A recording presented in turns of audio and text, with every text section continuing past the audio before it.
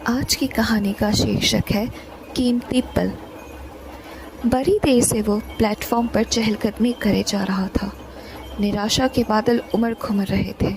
जनवरी की सर्द हवा में उसे सिर्फ एक शर्ट पहने देख बेंच पर बैठे लोगों की निगाहें बार बार उसकी ओर चली जा रही थी, मगर वह अपने में ही खोया हुआ था।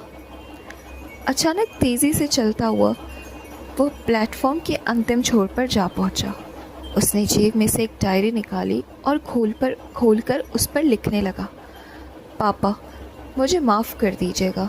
आप मुझे समझाते रहे कि जीवन में सारे रास्ते बंद हो जाए, मगर एक रास्ता सदैव खुला रहता है, भले ही वह हमें देर से मिले।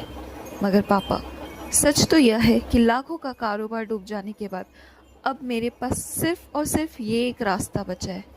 मैं जा रहा हूँ पापा, आप सबको छोड़कर हमेशा हमेशा के लिए। हो सके तो मुझे माफ़ कर दीजिएगा पापा।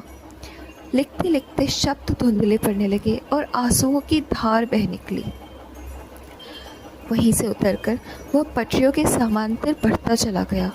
काफ़ी दूर निकल आने पर उसने नज़रें घुमाकर चारों ओर देखा। कोहरे के सिवा दूर दूर तक कोई नज़र नहीं आया।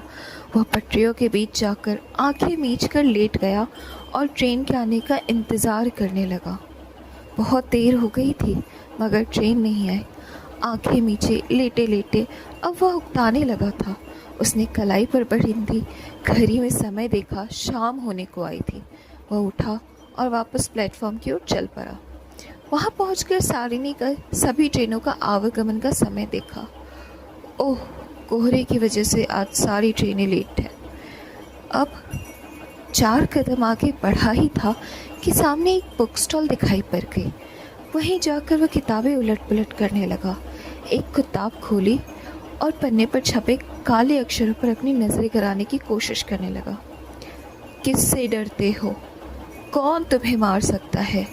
आत्मा न पैदा होती है और न मरती है। पढ़ते पढ़ते उसके होंठ कांपने लगे, मगर वह पढ़ता चला गया। क्या साथ लाए थे जो तुमने खो दिया? उसके चेहरे की रंगत बदलने लगी। खाली हाथ आए थे, खाली हाथ जाओगे। तुम जिसे अपना समझकर खुश हुए थे, वह बस तुम्हारे दुख का कारण है। किताब पर उसके हाथों की पकड़ कसती चली गई। आंखों से आंसू तेजी से बहने लगे। अचानक घने कोहरे को चीरता हुआ ढलता सूरज तेजी से चमक उठा और उसकी रोशनी से उसकी आंखें चौंधी आ गई।